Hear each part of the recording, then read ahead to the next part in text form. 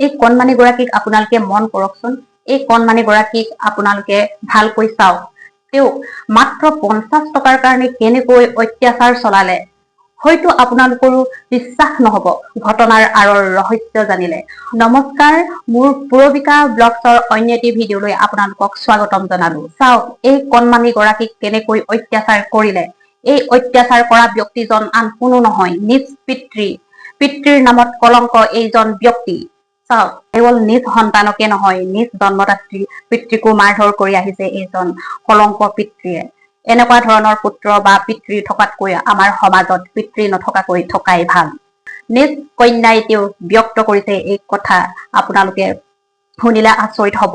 মাত্ৰ 50 টকাৰ কাৰণে কেনেকৈ মাৰিব পাৰে নিজ সন্তানক। চাওক, আমিও মাৰো, কিন্তু আমি এনেদৰে নামাৰো, নহয় জানো? সকলোৱে যদি সন্তানে বেয়া কাম কৰে বা দুষ্ট কাম কৰে বা কথা নুশুনে, আমিও লাখুটিৰে বা চেকনিৰে আমিও শিক্ষা দিয়াটো উচিত, কিন্তু এনেদৰে নহয়।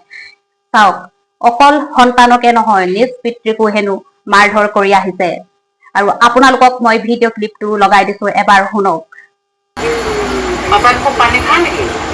সদায় খায়। সদায় মাৰে নেকি? সদায় নামাৰে, কেতিয়াবা মাৰে ন। মাৰিলে এনেকে মাৰে।